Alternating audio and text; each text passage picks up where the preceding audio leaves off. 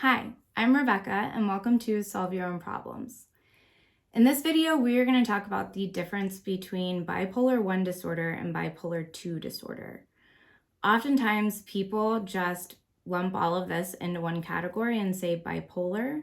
However, there's a really big difference in the way that the symptoms present with bipolar 1 versus bipolar 2 and the severity of the symptoms and the way that it impacts someone's life.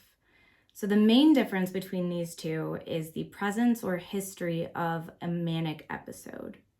And manic episodes or mania is often used interchangeably as well, but there is a big difference between manic and hypomanic.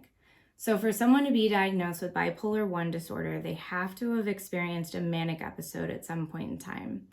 And with bipolar 2, they cannot have experienced a manic episode. However, they will have hypomania or hypomanic episodes.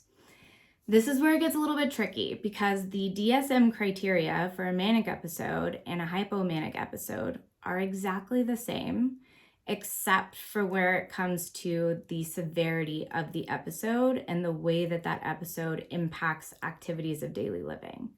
So we're going to go through these symptoms or the criteria from the DSM for a manic and a hypomanic episode, but I'm going to give examples of the difference in severity for what it would look like in a manic episode or what it would look like in a hypomanic episode. So the first criteria is an inflated self-esteem or grandiosity. So in a manic episode, this would look like someone feeling like they are the best thing in the world. Their self-esteem is so high through the roof that they could accomplish anything, they could do anything. There is no sense of self-doubt whatsoever. With a hypomanic episode, it might just look like regular confidence or maybe even a slight increase in their confidence. They might believe that they can achieve things that are achievable, whereas when they're in their depressive state, they don't find themselves capable of that.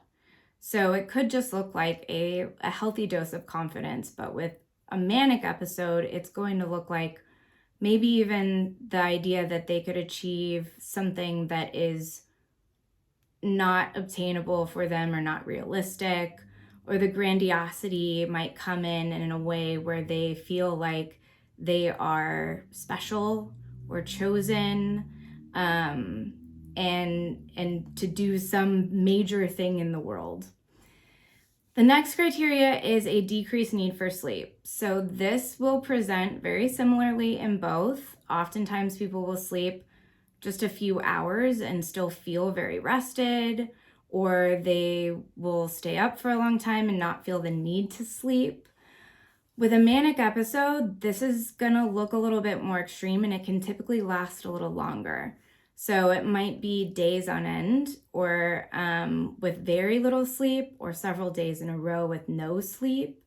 And with hypomania, it's just going to be that somebody has a decreased need for sleep. They're more energized even without sleep, but it's not going to be something that's going to get into the realm of 2, 3, 4 nights in a row without sleep. That can get really dangerous. And that's where the manic episodes end up being more severe. The next criteria is very talkative or distractible.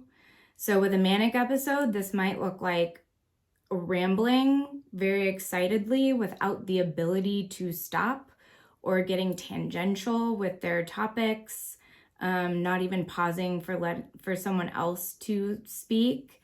With hypomania, it just might look like they're more talkative than usual, or they're more sociable than usual, or it presents a little bit like ADHD with the distractibility, that they kind of jump from one topic to another, but it typically is going to make sense with the social setting and the topic. With a manic episode, it might veer into a direction that doesn't even make sense with the conversation that was happening or isn't appropriate for the social setting. The next criteria is that they will become very goal-directed. With mania, this might look like taking on projects that are way out of their scope of ability or way too big, not achievable projects. So starting a new business that doesn't make any sense, or solving a problem that isn't the basis of how you're going to solve it doesn't track with how it could actually be solved.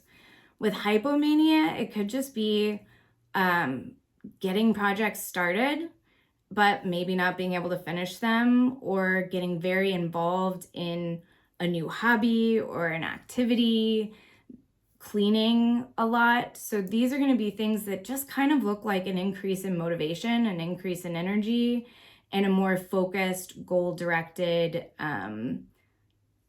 way to spend your time. And it can be very positive with bipolar 2 and hypomania. It can be something that really helps jumpstart people after a depressive episode. But with mania, it sometimes goes to a very big extreme where they're starting a bunch of different projects or having conversations with people about a project that's going to be started. And you'll kind of start to notice that it's not an achievable goal, or it doesn't really make sense. And then the last criteria for manic and hypomanic episodes are activities that a person engages in that may have negative or reckless consequences. So this is going to be things like an increase in spending. Sometimes it involves reckless engagement in sexual activities or social activities. And the difference here with mania is that these are things that could truly derail someone's life. With hypomania, it might be something that's just a little bit embarrassing after the fact, or something they regret after the fact, but nothing that's going to be life-threatening or have long-term damage. So with mania, it might look like, if it's overspending, it may look like gambling your entire savings away during a manic episode. With hypomania, it may just look like overspending on clothes or electronics, buying something that you really didn't have the budget for, but it's not going to break your bank. So those are the really main differences between a manic episode and a hypomanic episode. And this is why I'm really passionate about making sure that people understand the difference between bipolar 1 and bipolar 2. Bipolar 1 comes with these manic episodes that can seem very bizarre, and can really have a negative impact on someone's life or their ability to live life normally. With hypomania, you're really just going to get this kind of elevated sense of self and motivation, and that's what comes with bipolar 2. And it honestly might not even be very noticeable to people unless they know what to look for. It might not even be noticeable for the person experiencing it. Oftentimes with bipolar 2, it just ends up feeling like the depression is finally gone and this is my regular level of happiness. And that's oftentimes why people with bipolar 2 get misdiagnosed with depression, because they confuse the hypomania with just not depression, instead of really recognizing that it is that shift in mood.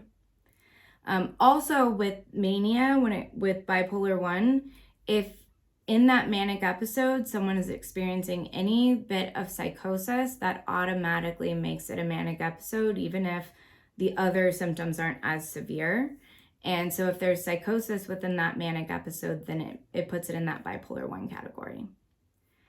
Thank you for listening and watching, and let me know if there are any other diagnoses that you would like an explanation of, the differences, or a differential diagnosis, anything like that. Just shoot me a comment and I will make one. Thank you so much.